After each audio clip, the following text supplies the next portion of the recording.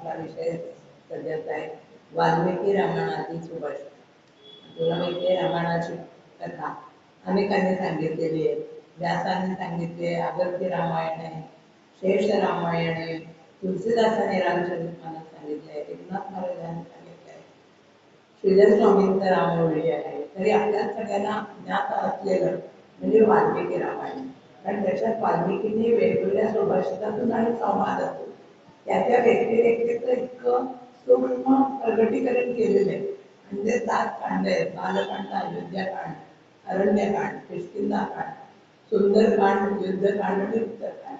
त्या सात याच्यातल्या सगळ्या घटना एका श्लोकात आपल्याला माहिती सांगितल्या जातात. आदौ राम तपो वनादिगमनम अथवा मृगम कांचनम वैदेही हरणम जटायु मरणम सुग्रीव संभाषणम वाली नंदनम समुद्रतरणम लंकापुरी दहनम पश्चात रावण कुंभकर्णानम एकदी रामायण. या सगळ्या कथा ज्या आहेत त्या या 7 खंडात वाल्मिकी ऋषींनी सांगितलेली आहे.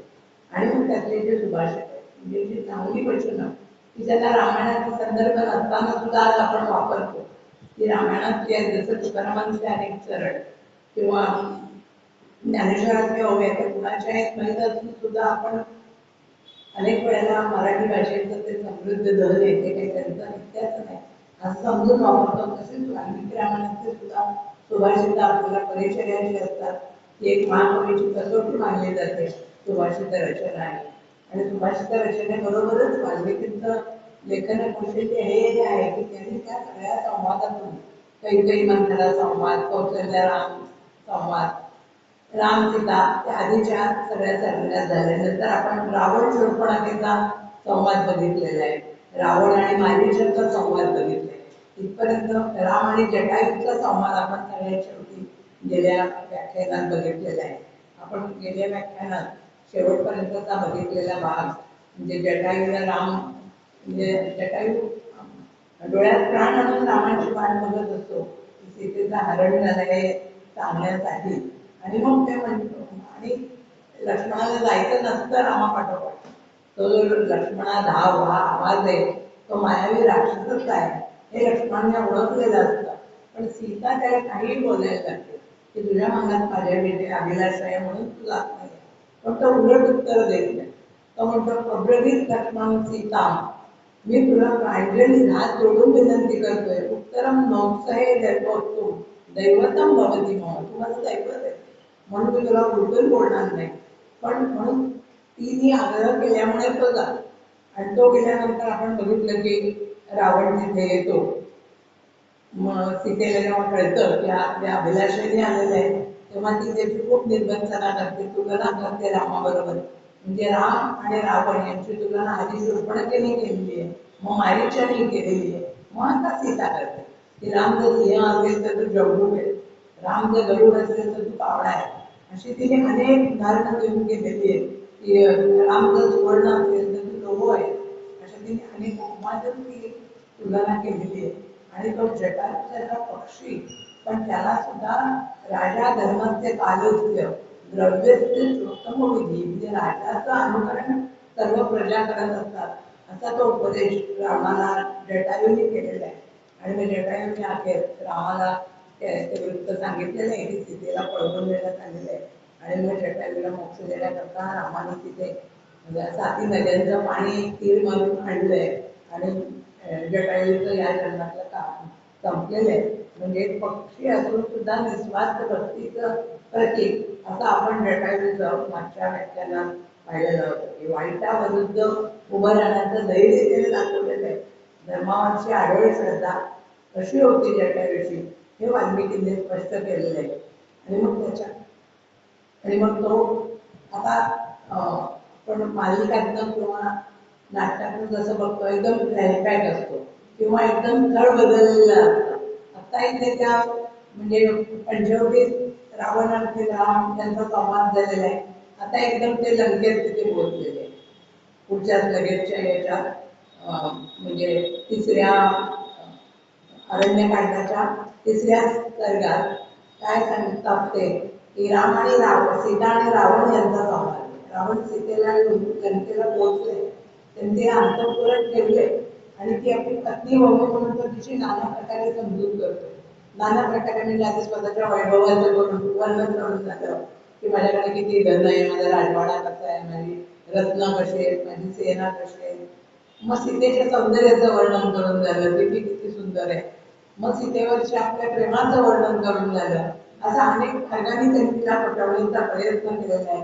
पण सीता मात्र त्याला कायम विरोधच करते आणि श्रीरामांच्या वरचा आपलं प्रेम ती व्यक्त करते.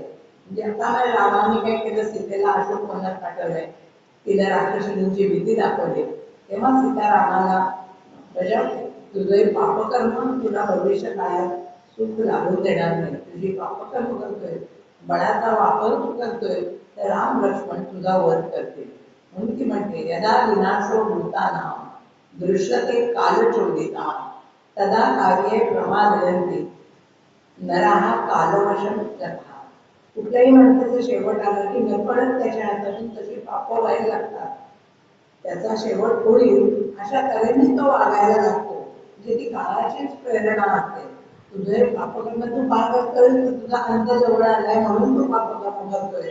आणि तुझा विनाशकाल जेव्हा जवळ येतो, म्हणजे माणूस जेव्हा मृत्यूच्या समीप जायला लागलं की प्रत्येक काही ना काहीतरी प्रमाद करतच असतो.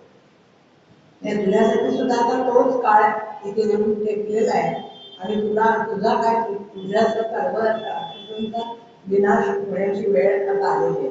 आपल्याला माहितीये मरण जवळ आलं की रोगी पण उपत्य करायला लागतो. एखाद्या माणसाचं मरण अपघातात गेलं तिथे रात्रीच्या वेळी प्रवास करून तिथे जातो. त्या अपघातप्रवण क्षेत्रात तो जातो, आपल्या पायाने जातो. गिर्यारोहक आपल्या पायाने वर जातात. आज आपण वर्तमानपत्रात वाचलं असेल, तरुण जाऊन म्हणजे आपला मृत्यू जेव्हा येतो तेव्हा माणूस स्वतःच तशी वाढवायची प्रेरणा होते. कारण तो सगळा काळाच्या आधीच असतात. नरा कालवशम गता. सगळेजण आपण काळाच्या हातातलं बाहुलं, काळ जसं नाचवेल तसं आपण नाचवतो. असं सीतारामाला सांगते, तू तसंच वागतोय. स्वतःच्या वागण्याने तुझा विनाश ओढवून घेणार आहे. आता श्रीरामांचे बाण तुला छिन्न विच्छिन्न करून टाकते. तू हे श्रीरामांच्या बरोबरचं वैर पत्करलंय, वैर तुझे महावैर पत्करलंय. त्यामुळे तू तर जिवंत राहणं शक्यच नाहीये. तुझा तू होता यज्ञासाठी जसा बळी त्या खांबाला बांधून ठेवतात त्याला नको म्हणतात. तशी तुझी अवस्था झालेली आहे. तशी तुझी अवस्था झालेली आहे. तुझे आता प्राण जवळजवळ गेल्यातच जमा आहे. त्याला सीता परत परत त्याला सांगते, रामा तुझा अंतकाळ जवळच आलेला आहे, याची ती त्याला जाणीव करून देते. ती सांगते की रावणाला कठोर शब्दात मागताडण करत होते. तेव्हा रावण सुद्धा मग रागावलेला आहे तिचं ते बोलणं ऐकून. आणि त्याने तिला 12 महिन्यांची मुदत दिली रावणाने. या 12 महिन्यात तुझा माझा स्वीकार केला नाही तर मी तुला माझ्या आचार्यांच्या हातात सोपवेन की मग ते माझ्या सकाळच्या न्यायाची व्यवस्था करतील. मग थोडक्यात मी तुला खाऊन टाकेन आता 12 महिन्यांनी, असं त्याने तिला जाऊन दिलेलं आहे. असं करत साम दाम दंड भेद सगळ्या मार्गाने रावण सीतेला वश करण्याचा प्रयत्न करत राहिलेला आहे. म्हणजे वाल्मिकींच्या दर्शनापासून की आता ते पंचवटीत होते आणि लगेच त्यांनी आपल्याला तिकडे रामाच्या लंकेत घेऊन तिथलं चित्रण आता करायला सुरुवात केलेली आहे. की म्हणजे तू सीतेला अजून सुद्धा राम त्या रूपातनं बाहेर आलेले नाही. ते राम परत अर्जुन लक्ष्मणला म्हणत होते की मी तुझ्या भरोशावर तिला सोडून गेलो, तू तिला एकटीला सोडायला नको होतं. आणि त्यावर ते रागावलेले आहेत की तू माझ्या आदेशाचं नाही झालं तरी पालन करायलाच हवं होतं. तू ही सीतेला एकट्या ठेवण्याची चूक केली ती कधीही आता दुःख काढतच आहे. मग श्रीराम आता विलाप करतायत. जरी जटायूने सांगितलंय की दक्षिणेकडे गेले तरी झाडांना विचार, वेलींना विचार, सीतेला कोणी पाहिलं का, वृक्षांना विचार, वाटेच्या पशूंना विचार, भ्रमिष्ठ झालेले आहेत आणि भ्रमिष्ठ होऊन ते सीतेचा शोध घेत आहेत. ते कदंबाला म्हणतायत, अरे तुझ्या मुलांसाठी ती वेळी होत होती, तुझ्यावर तिचं प्रेम होतं. अरे अर्जुन वृक्षा, तू तिचा आवडता वृक्ष होता, ती कुठे गेली आहे? म्हणजे अशोक वृक्षाशी आलेला म्हणतात. अशोक शोकानुपद शोकोपहत चेतना वन्नामन कुरुक्षेत्रम प्रिया सौंदर्शने नमा. अरे अशोक, तुझं नावच अशोक आहे, तर तू मला तुझ्यासारखं कर, अशोक कर. म्हणजे माझा शोक आता नाहीच जातो. अशोक शब्द तो नाही तर पुरुष समास आहे, जिथे शोक नाही तो अशोक. तो अशोकाचा शोक दूर करणार आहे. आणि मी मात्र शोकाचा उन्मोचन झाल्यामुळे सगळ्या माझ्या संवेदना हरवून बसलेल्या आहेत. तेव्हा मला तू सीतेचं दर्शन मिळव आणि मला शोक नाही त्याकडून तो शोक करून टाक असं त्या अशोकाला म्हणतायत. ताड, जांभूळ, कणेर, आंबा जी जी काय झाडं तिथे दिसत आहेत त्या सगळ्या वृक्षांना ते विचार सुटलेले. लक्ष्मण परत परत रामाचे समजून काढतोय, शांत राहण्याचे त्यांना आवाहन करतोय. आणि मग शेवटी तो म्हणतो, अरे रामा, चंद्र सूर्याला सुद्धा ग्रहण लागतं, चंद्र सूर्याला सुद्धा ग्रहण लागतं, तसं प्रत्येकाला दुःख आणि कधी ना कधीतरी शोकावंच लागतं. म्हणून तर तुम्ही शोक करू नका. ते म्हणतात, मृतायाम वैदेया नष्टायाम राघव शोषितो नार्हसी वीर यथांत व्यापृतच कथा. तुम्ही काय शोक करताय? सीता जरी अगदी पळवली गेली तरी, ती मारली गेली असती किंवा नष्ट झाली असती तरी सुद्धा तुम्हाला हा शोक करणं म्हणजे शोभत नाही. कारण तुम्ही सर्वज्ञ आहात, तुम्ही श्रेष्ठ आहात. आणि तुम्ही एखाद्या गावड्यासारख्या किंवा प्राकृत म्हटलेले ते प्राकृतासारखा किंवा अशिक्षितासारखा शोक का करताय? तसं तुम्हाला करता येणार नाही. तुमची आपत्ती मोठी आहे. आणि तरी सुद्धा सर्वज्ञ जो असतो, श्रेष्ठ माणसं असतात, ती आपल्या शोकाचं प्रदर्शन कधीच करत नाही. ते त्या सगळ्या खेदापासून दूर राहतात. कारण त्यांनी स्वतःची विचारशक्ती नष्ट होऊ गेलेली नसते.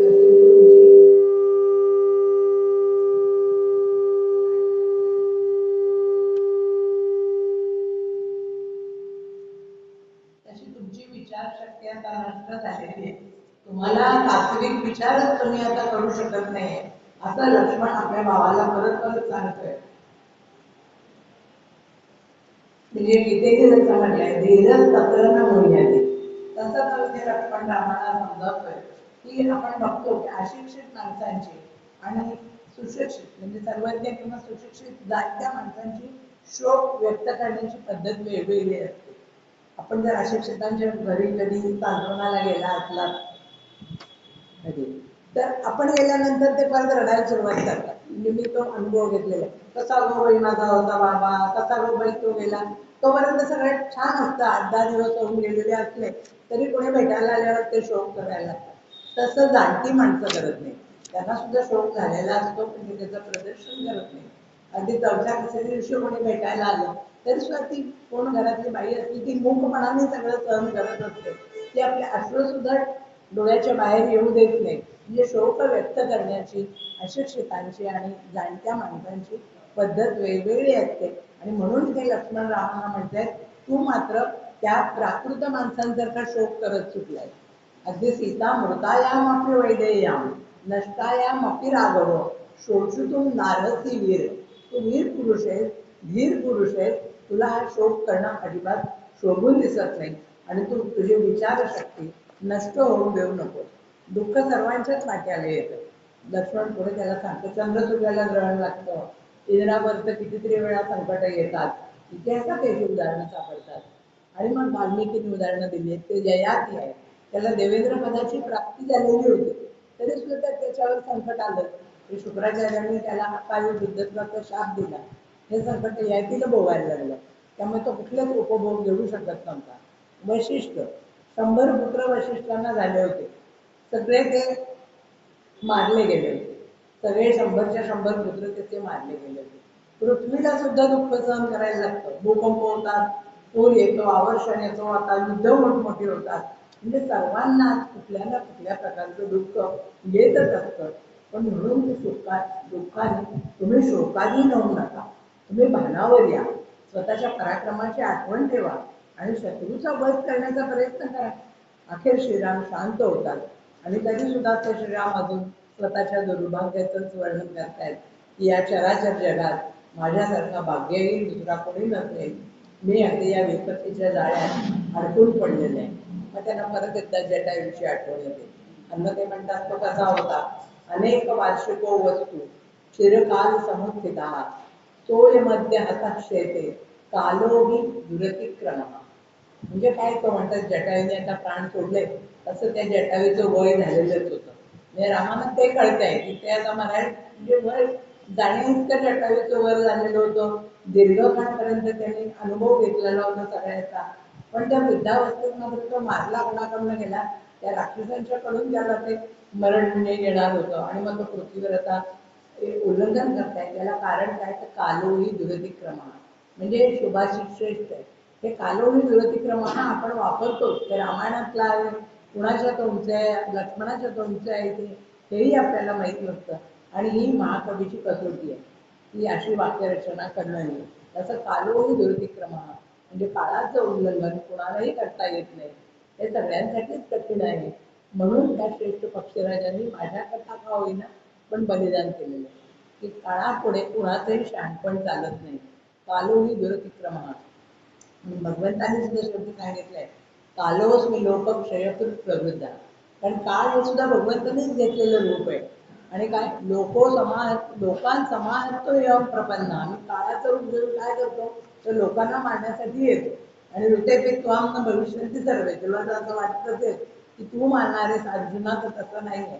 मीच काळ होऊन त्यांना सगळ्यांना मारणारा मीच आहे. त्यामुळे त्या भगवंतापुढे कोणाची सत्ता चालत नाही, तसंच काळापुढे कोणाची सत्ता चालत नाही. म्हणून लक्ष्मणाने इथे समजूत घालताना म्हटलंय तो या मध्ये आतश्यते कालोही दुरतिक्रमा. काळाचं उल्लंघन कुणालाही करता येत नाही. मग परत एकदा रामानं जटायूची आठवण झालेली आहे. त्या बलिदानाने श्रीरामानं सारखं भरून येत आहे. आणि मग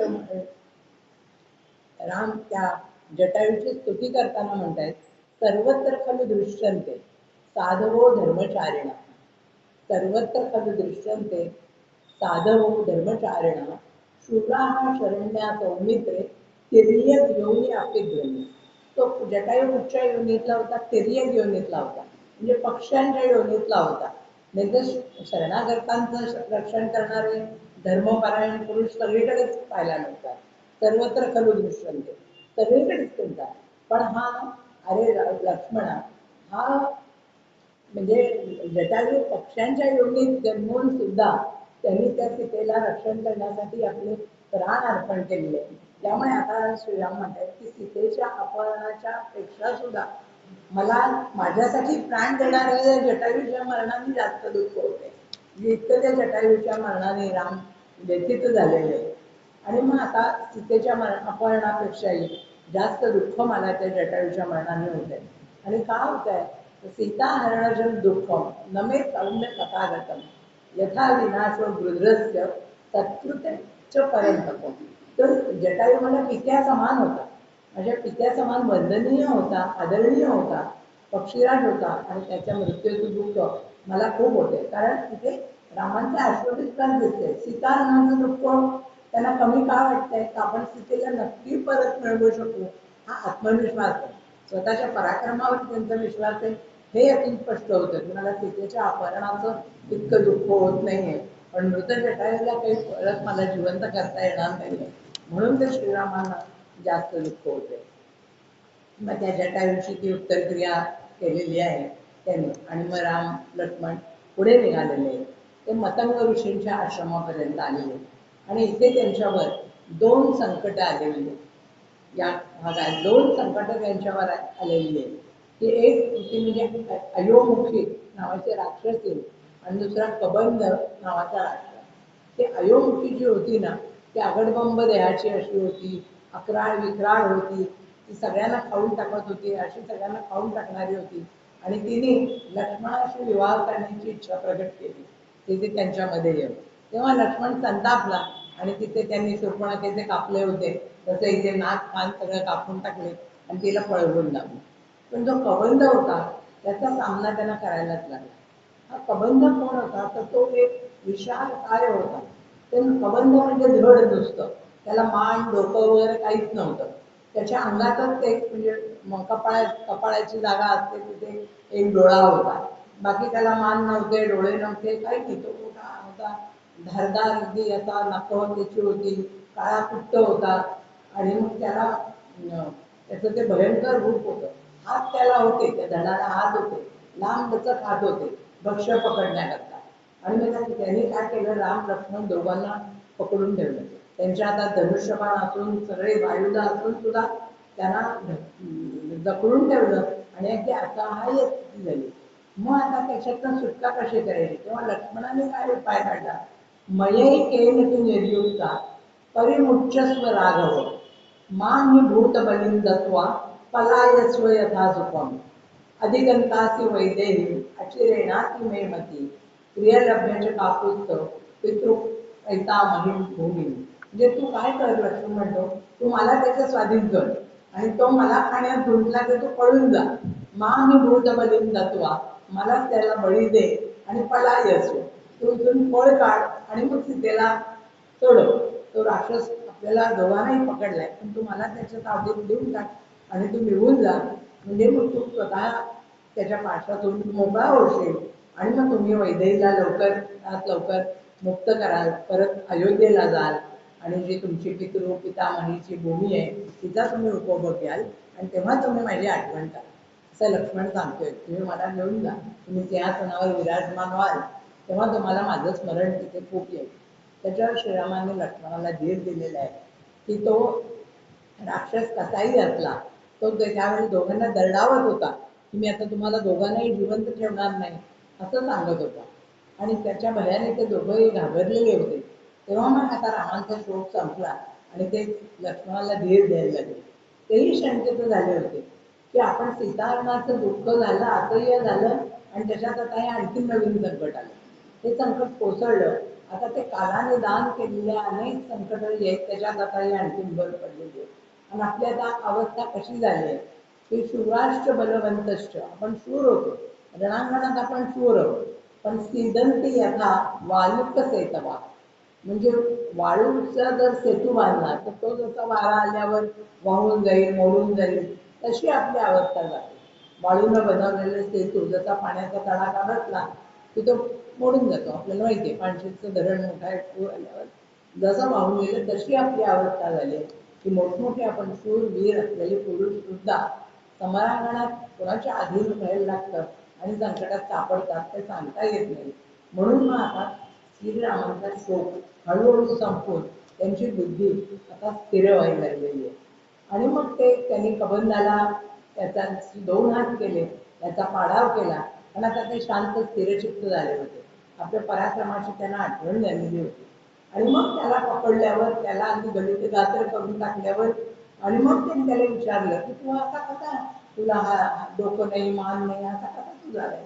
तेव्हा त्या कबंधाने त्यांना आपली म्हणजे पूर्व इतिहास सांगितले की मी सुद्धा मोठ्या पराक्रमी होतो, शूर वीर तेजस्वी होतो, पण मी राक्षस रूप धारण करून ऋषीमुनींना त्रास देत होतो, म्हणून मला हा शाप मिळाला. सूर्यशिरा नावाच्या ऋषींनी मला हा शाप दिला. पण नंतर इंद्राकडून मला असा शाप मिळाला की श्रीराम जेव्हा येतील आणि तुझ्या या विचित्र देह जो आहे, मान आणि डोकं मस्तक नसलेला, फक्त धड असलेला जो तुझा देह आहे त्याचा जेव्हा दहन करतील श्रीराम, तेव्हा तुला पूर्वरूप प्राप्त होईल असा मला शाप मिळालेला आहे त्यांनी सांगितलं. आणि मग म्हणून तुम्ही आता माझं या देहाचं दहन करा, मग मला माझं पूर्वीचं पुनर्रूप प्राप्त होईल. आणि मग त्यांनी दहन केल्यावर त्याचं पूर्वरूप प्राप्त झालं. तेव्हा त्यांनी काय सांगितलं, श्रीरामाला त्यांनी सांगितलं की या जगात 6 युक्त्या आहेत, शत्रूला हरवण्याच्या 6 युक्त्या आहेत. एकदम आता वाल्मिकी राजकारणाबद्दल बोलतोय की रामा षडयुक्तो लोके याभी सर्व विमृश्यते परिसृष्टो दशांकेन दशा भागेन सेवते. म्हणजे 6 युक्त्या काय काय आहेत शत्रूला हरवण्याच्या? त्याच्याशी संधी करणं, विग्रह करणं, त्याच्यावर म्हणजे त्याचा समाश्रय घेणं किंवा द्वैतभाव दाखवणं किंवा त्याच्याशी मैत्री करणं. तसं राजाकडून या योगाने सर्व काही प्राप्त करता येतं, शत्रूवर मात करता येते. आणि जो मनुष्य दुर्दशेने ग्रासलेला असतो तो काय करतो, आपल्यासारखाच कोणी दुर्दशाग्रस्त माणूस आहे का तो शोधतो आणि त्याच्याशी मैत्री करतो. मग दोघे एकमेकांना मदत करतात, दोघेही बऱ्या वाईट अवस्थेची शिकार झालेले असतात. तशी तुझी अवस्था झालेली आहे. म्हणून तू काय कर, या सीताहरणाच्या या दुःखातून बाहेर पडण्यासाठी तू काय कर की तुझ्यासारखा दुर्दशेच्या फेऱ्यात सापडलेला इथे एक आहे, अशा त्या माणसाला तू तुझा मित्र बनव आणि समाश्रय नीती ज्याला म्हणतात त्याचा तू आश्रय घे. कारण तो वानरराज सुग्रीव हा जो वानरांचा राजा आहे ऋष्यमुख पर्वतावर तो इथे जवळच राहतो, तो तुला सीतेच्या शोधात नक्की मदत करेल. म्हणजे शत्रूचा शत्रू तो आपला मित्र असतो, तसं तू त्याचा शत्रू जो वाली आहे त्याला त्याचा तू नाश केलास की तू सुग्रीव तुझा आपोआप मित्र होणार आहे. म्हणजे सुग्रीवाला त्या वालीला मारण्यासाठी तो मदत कर, त्याची पत्नी मिळवण्याला मदत कर, म्हणजे तो तुला त्या रावणाच्या बरोबरच्या युद्धात तो तुला मदत करेल. आणि मग कौरवांनी त्याला त्याची वाटही दाखवली की त्या सुग्रीवाच्या नगरीपर्यंत कसं जायचं, मार्ग सांगितला की कुंपा सरोवरापर्यंत जा, तेथे तुम्हाला शबरी भेटेल. आणि मग त्यांनी त्या कबंधांनी त्यांचा निरोप घेतलेला आहे. आणि मग त्यांनी श्रीरामाला समजावलंय कबंधांनी की काळाच्या पुढे जाणं आणि होणारा हे होऊच न देणं हे सगळ्यांना अशक्य असतं. म्हणून तुम्ही सीताहरणाच्या या संकटाला सुद्धा धैर्याने तोंड द्या. म्हणजे जटायूने सांगितलं, रत्नाने सांगितलं, तेच त्यांनी सांगितलं की आता काही या कुणाला तुम्हाला कुणाच्या तरी सहाय्याची आवश्यकता आहे. आणि माणूस जेव्हा फक्त स्वपराक्रमावर निर्भर राहतो तेव्हा त्याला असं वाटतं की आपल्याला काही कुणाच्या मदतीची आवश्यकता नाही. म्हणून देखील तो कबंध त्यांना जाणीव करून देतात श्रीरामाला की तुम्हाला आता कोणाच्या तरी सहाय्याची आवश्यकता आहे. कारण त्यातच त्याचे हित आहे. आणि तुम्ही दोघेही वेगवेगळे समर्थ आहात, पण तुम्ही एकत्र आलात तरच तुमचं दोघांचंही काम होणार आहे. म्हणून तुम्हाला त्या शबरीची भेट झाल्यानंतर त्या कबंधाने यांनी सांगितलं शबरीची भेट घ्या. आणि शेवटचं परत एकदा रामाला सांगितलं की तुम्ही सुग्रीवाशी मैत्री करा. इथून पुढे गेलात की तुम्ही सुग्रीवाशी मैत्री करा. इथे अरण्यकांड संपलेलं आहे. इथे तिसरं कांड म्हणजे आपण पहिलं बालकांड बघितलं, अयोध्याकांड बघितलं आणि मग अरण्यकांड बघितलं. ते इथे संपलं जेव्हा तो कबंध सुग्रीवाची मैत्री करा सांगतो तिथे. मग याच्या पुढे सुरू होतं कुठलं कांड, किष्किंधाकांड. किष्किंधा म्हणजे तिथे वानरांचं राज्य होतं. म्हणजे कुठे आहे तर कर्नाटकात जे हंपी जवळचा जो भाग आहे आज तिथे तुंगभद्रा नदीच्या काठी किष्किंधा नावाची ती नगरी होती. मग तिथे ऋष्यमुख पर्वत होता, तिथे ते अंजनाद्री पर्वत जिथे मारुतीचा जन्म झाला तो पर्वत तिथे आहे. कुंपा सरोवर आहे, तिथे त्यांनी त्याला जायला सांगितलं. म्हणजे किष्किंधा कांड हे जे रामायणातलं आहे ते म्हणजे मैत्रीचंच प्रतीक आहे. सगळं किष्किंधाकांड हे मैत्री, नीती, भक्ती यांचं प्रतीक आहे असं मानलं जातं. आता त्या पंपा सरोवराच्या तिथे आलेले मग ते सौंदर्य बघून परत एकदा श्रीराम व्याकुळ झाले, सीतेच्या आठवणींनी दुःखी झालेले. आणि मग त्याची तेव्हा आता त्याच्या मनात रावणाच्या मनात विचार येतात की आता जनक राजा जर मला भेटले आणि त्यांनी मुलीची खुशाली विचारली तर मी त्यांना काय सांगू. अयोध्येत गेल्यावर कौशल्या आपल्या सुनेबद्दल विचारायला लागली तर मी तिला काय सांगू, असे ते विलाप करायला लागले. परत लक्ष्मणांनी समजूत घातलेली आहे की आता आपण दुःख करून बसू नका. त्या कबंधांनी सांगितलंय तसं तो आपल्याला सुग्रीव लगेच भेटेल आणि तुम्ही पुण्यात आहात. तुमची बुद्धी अशी कलुषित होऊ देऊ नका. की स्वजनांच्या वियोगाचं दुःख सगळ्यांना होतं. स्मृत्वा वियोगजम दुःखम त्यज स्नेहम प्रियजन. पण तुम्ही त्यांच्याबद्दल वाटणारा आता स्नेह जो आहे तो आता सोडून द्या, तरच तुम्ही या दुःखातून बाहेर पडाल. आणि त्याला वाल्मिकीने उदाहरण याच्यातला दाखला दिलाय की अतिस्नेह परिश्रंगात वरती रात्रापी दैवते. वरती म्हणजे वाट ती कशी झालेली असते, आद्र झालेली, समजा ओली झाली. आपल्या निरंजनातली वाट जर ओली झाली तर तिच्यावर काय अतिस्नेह परिश्रंगात आपण खूप जर तेल घातलं त्याच्यावर तर ती परत जळून म्हणजे जळात तेव्हाही लागते. तसं तुम्ही ते दाखला देऊन सांगितलंय की तुम्ही दुःख म्हणजे काय तर ते वाद ओली होणं तशी तुमची अवस्था नाही. त्याच्यावर तुम्ही तेल घाला म्हणजे तुमचा पराक्रम, शौर्य, नीती, धैर्य हे सगळं तुम्ही दाखवा. म्हणजे मग तुमची जी वाद प्रवृत्ती आहे ती अधिक पुन्हा तेवायला लागेल. म्हणजे रघुनंदना तुम्ही मग तो रावण कुठेही असला तरी त्याला नक्की मारू शकाल. आता इथे वाल्मिकीने उदाहरणातला दाखला दिलाय की दुःख म्हणजे त्याचं पाणी म्हटलंय की वात म्हणजे ते राम त्या वातीने पाण्याने वात जशी दिसते तर ते राम शोकाने आर्द्र झालेले. मग त्याच्यावर परत तेल घाला म्हणजे काय, उद्योग करा, प्रयत्न करा, धैर्य दाखवा. हा व्यवहारातील दाखला इथे लक्ष्मणाने रामाला दिलेला आहे. मृत्वा वियोगजम दुःखम त्याचे स्नेहम प्रियजने. आता वियोग झालाय तरी तुम्ही दुःख सोडून द्या. रामाची समजूत चालतोय त्या वातीचं उदाहरण घेऊन की अतिस्नेह परिश्रंगात वरती राजरापी दैयते.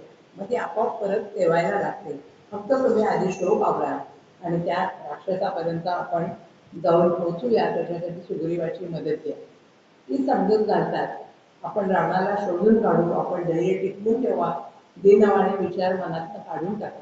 असं सांगताना लक्ष्मण म्हणतोय स्वास्थ्यम भद्रभजत्यार्थम त्यजताम कृपणामती. कृपणामती म्हणजे तुमच्या मनात जे विचार येत आहेत, भीतीचे विचार येत आहेत, ते तुम्ही काढून टाका.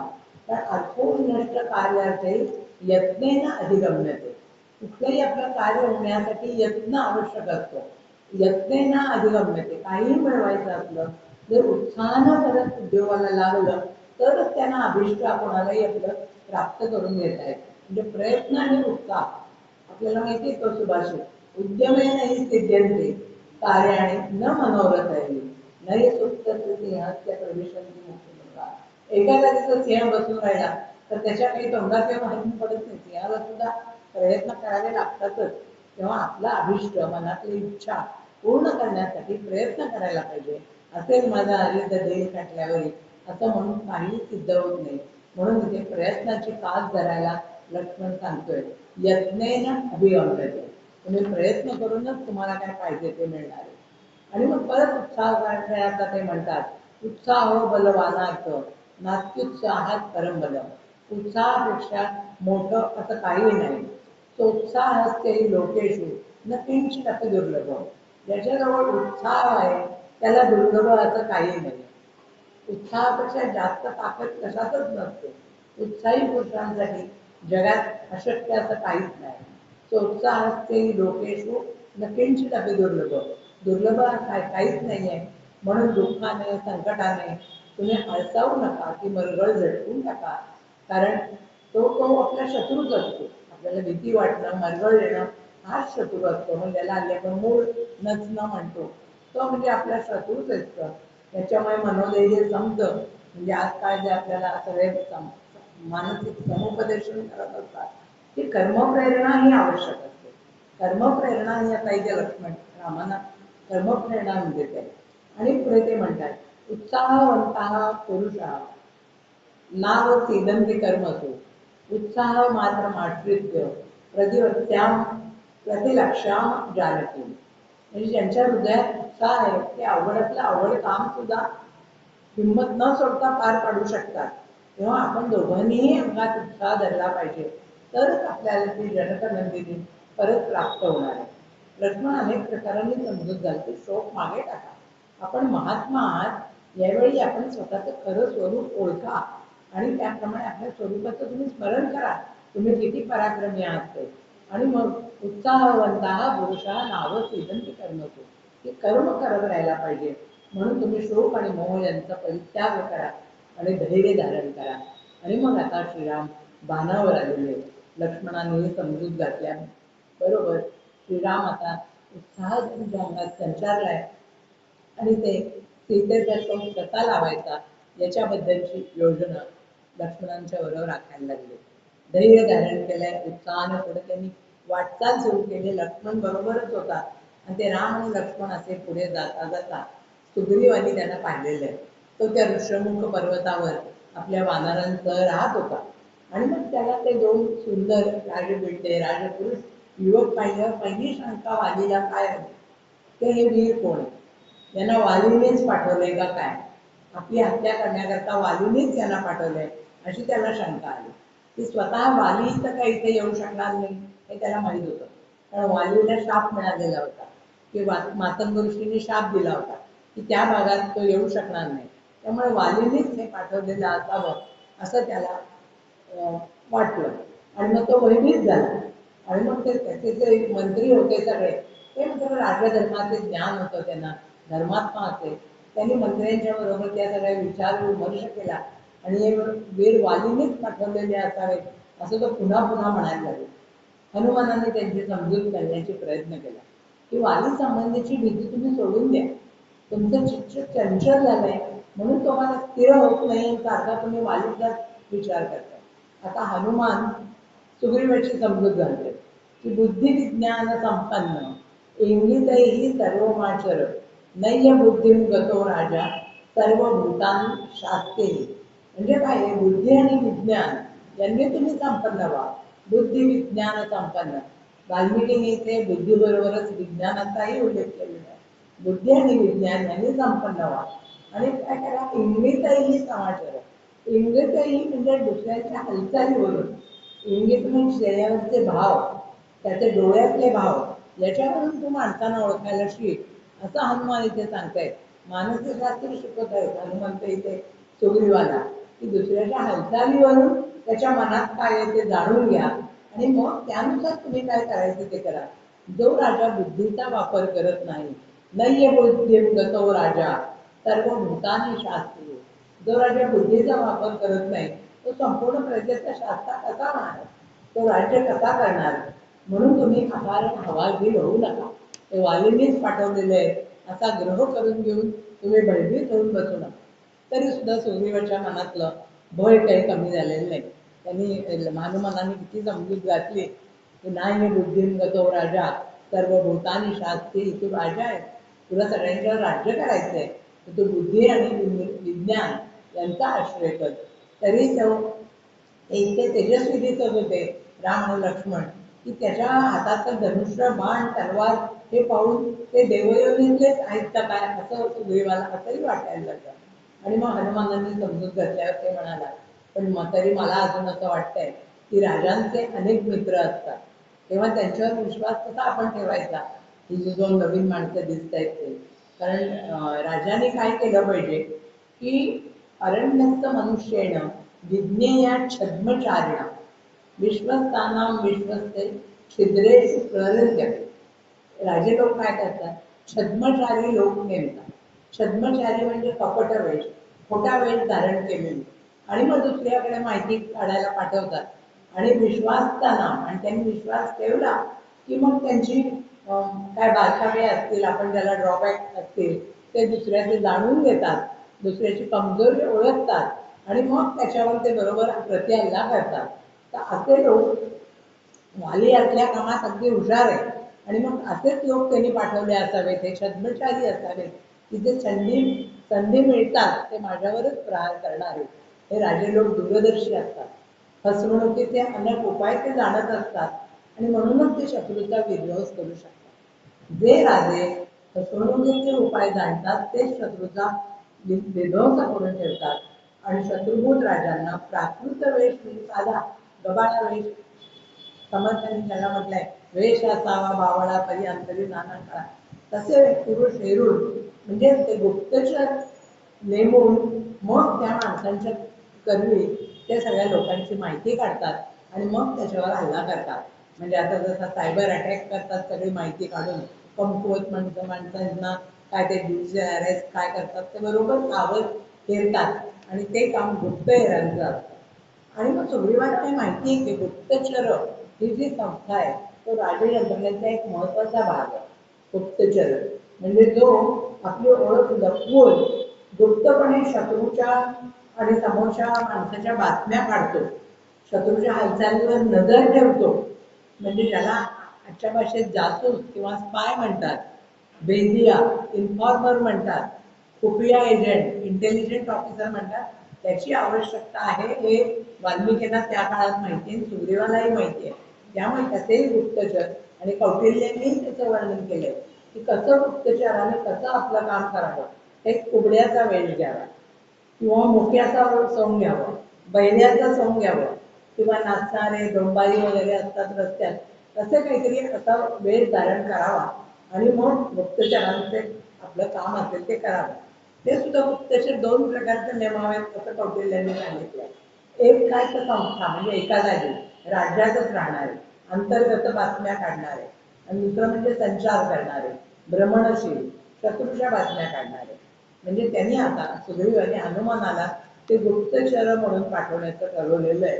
आणि त्या दोन युवकांची माहिती काढ, तू माझा गुप्तचर हो आणि मग तू माहिती काढ. आणि मग समजूत घातलेली हनुमानाने की मला काही ते वालीने पाठवलेले दुष्ट आहेत वगैरे असं वाटत नाहीये, पण त्यांनी त्याला जावं लागलं शेवटी. मग हनुमंतांनी काय केलं, गुप्तचराप्रमाणे जायचं आहे ना, म्हणून त्यांनी मग ब्राह्मणाचा वेश धारण केला. हनुमंतांनी ब्राह्मणाचा वेश धारण केला. तो राम आणि लक्ष्मणाला सामोरं गेले हनुमंत त्यांना विनम्र भावाने प्रणाम केलाय, त्यांची प्रशंसा केली आहे, त्याची विधिवत पूजा केली आहे आणि मग विनम्रपणाने त्यांच्या येण्याचं कारण विचारलं. मग ते कारण विचारल्यानंतर त्याला कळलंय की त्यांना सुग्रीवाला भेटण्याची इच्छा आहे म्हणून ते आले. आणि मग ते कारण कळल्यावर हनुमानाला आनंद झालेला. आणि हे जे हनुमान आणि राम लक्ष्मणांची जी भेट झाली तेव्हा ते हनुमंताने आधी दोघांना वंदन केलंय, मग प्रशंसा केली, मग त्यांचे विचारपूस केले, मनात येण्याचं कारण विचारलं आणि मग आधी त्यांच्या धनुष्यांची कौतुक केलंय, मग सुग्रीवाची हळूहळू ओळख करून दिली, स्वतःची माहिती सांगितली. म्हणजे हनुमंताने वाली आणि सुग्रीव याची माहिती त्याला दिली की त्या दोघांचं कसं वैर आहे, त्यांनी तिच्या पत्नीचं राज्याचं हरण केलेलं आहे आणि सुग्रीव सुद्धा भयभीत होऊन त्रासलेला आहे, म्हणजे तो सुद्धा तुमच्यासारख्याच अवस्थेत आहे हे हनुमानाने श्रीरामांना पटवून दिलेलं आहे. आणि मग ते जे तो बोललाय सगळं मारुती त्यावेळेला जे त्यांनी भाषण केलेलं आहे त्या बोलण्याचं श्रीरामांना इतकं कौतुक वाटलेलं आहे की कसं होतं श्रीरामा त्या हनुमंतांचं भाषण अविस्तरम, म्हणजे जास्ती पाल्लाळ लावलेलं नाही, असंदिग्ध म्हणजे मोहम पण नाहीये, नेमकेपणाने बोललेलं आहे, अविलंबितम म्हणजे उगीच आपलं रेंगाळत राहून तराट लावलेलं नाहीये, अव्यथम कुठच्याही तऱ्हेचं दुःख त्यांनी प्रगट केलेलं नाहीये. तर उरस्तम कंठगम वाचम वर्तते मध्यम स्वरम, जे आपली पराप्रशंती सगळ्या वाणीतून येऊन मध्यम स्वरात तो बोललेला आहे, म्हणजे आरडाओरडा करून किंवा अगदी मुद्दाम हळू आवाजात बोललेलं नाही, मध्यम स्वरात बोललेला आहे. संस्कार क्रम संपन्न असं अविलंबित म्हणजे उशीर न लावता असं बोललेलं आहे. आणि उच्चार याची कल्याणी वाचम हृदय हर्षिणी, ऐकणाऱ्याच्या मनाला आनंद होईल अशा तऱ्हेने हनुमान बोललेला आहे. अनया चित्रया वाचा त्रिस्थान व्यंजन तथा, व्यंजन आणि स्वर यांचा योग्य तो उच्चार, कंठव्य तालव्य सगळे उच्चार त्याचे योग्य आहेत आणि त्याच्या त्या बोलण्यामुळे श्रीराम अत्यंत प्रसन्न झालेले आहे. आणि श्रीराम म्हणतायत की ज्यांनी ऋग्वेदाचं शिक्षण घेतलेलं आहे, यजुर्वेदाचा अभ्यास केलेला आहे, जो सामवेदाचा विद्वान आहे तोच इतकं सुंदर बोलू शकतो, तोच इतकं सुंदर संभाषण करू शकतो, किंवा हा वानर म्हणजे हा जो ब्राह्मण आहे तो सामान्य नाही आहे, तर यांनी चारी वेदांचा अभ्यास केलेला असा आहे असं त्याचं बोलणं आहे, असं त्याचं खूप म्हणजे कौतुक केलंय त्याच्या बोलण्याचं. या हनुमानाने निश्चितपणे सगळ्या व्याकरणशास्त्राचा अभ्यास केलेला आहे, बारकाईने अभ्यास केलेला आहे, पण इतका वेळ बोलत असून सुद्धा त्याच्या तोंडून एकही अशुद्ध शब्द निघालेला नाहीये, इतकं तो छान बोललेला आहे. तोंडातून अशब्द नाही, संभाषणाच्या वेळेला चेहऱ्यावर जे हावभाव असतात, मुख डोळे तेही सगळे त्याच्यामधून कुठलाही दोष प्रगट झालेला नाही, थोडक्यात आणि स्पष्टपणाने त्यांनी आपलं मांडणं मांडलेलं आहे, निसंग आहे, कुठे कुठे थांबला नाही, मोठ्यांदी आवाज कधी त्यांनी चढवला नाही, करणं कुठं नाही, तर आपलं ते त्याच्या म्हणजे परावाणीमध्ये स्पंदन होतं आधी, म्हणजे स्फुरण होतं बोलण्याचं. मग पश्चंतीमध्ये तो विचार पक्का होतो की काय शब्द बोलायचे, मध्यमेमध्ये त्याला शब्द मिळतात आणि मग ते वैखरीतनं बाहेर पडतात. या चारही वाणींचा यथायोग्य उपयोग करून हा बोललेला आहे आणि याची इतकी वाणी ऐकून कुणाचंही चित्त प्रसन्न होईल अशाच तऱ्हेने बोललेला आहे. आणि या अद्भुत वाणीने या शत्रूचं देखील मन वळवू शकेल, बदलू शकेल आणि असे दूत ज्या राजाजवळ आहेत त्यांची कार्यसिद्धी होणारच आहे अशी इथे खात्री पटली आहे त्यांना, आणि मग त्यांची कार्यसिद्धी होणार आहे म्हणून रामाने अत्यंत मुक्त कंठाने इथे हनुमानाची स्तुती केलेली आहे. आणि मग एवं मुक्तस्तु रामेण लक्ष्मण वाक्यम अब्रवीत, आणि मग तो लक्ष्मणाला म्हणालेला आहे की आता आपण सूर्याकडे जायला हरकत नाही. मग हनुमान राम लक्ष्मण प्रसन्न झालेले ते त्यांना घेऊन सुग्रीवाकडे गेलेले आहेत. दोघांची मैत्री झालेली आहे, नुसती मैत्री झालेली नाहीये, तर अग्नीला साक्ष ठेवून त्यांनी करार केलेला आहे की आजपासून दोघांचं सुखदुःख एकच झालेलं आहे. मग सूर्याने स्वतःची हकीकत सांगितली, सीता शोधाच्या कार्यात मी मदत करेन असं आश्वासन दिलेलं आहे. आणि त्यांनी अशी ती अग्निसाक्ष मैत्री झालेली आहे. त्याला गदिमाने अतिशय सुंदर गीतरूप दिलेलं आहे. साक्षीच व्योम पृथ्वी, साक्षीच अग्निज्वाला, सन्मित्र राघवांचा सुग्रीव आज झाला. रामा तुझ्या परी मी वनवास भोगत आहे, माझी तुझी स्थिती एकच आहे, तू पण राज्यापासून दूर आहे, मला पण राज्यातून हकलून दिलं गेलेलं आहे. हनुमंत मुखाते साधक सर्वत्र ज्ञान आहे. तुला ते हनुमंतांच्याकडून कळलंच आहे. मग आता दुःखीच सहाय्य होतो दुःखात दुःखिताला. दोन दुःखी जीवच एकमेकांना सहाय्य करतात. म्हणून सन्मित्र राघवांचा सुग्रीव आज झाला.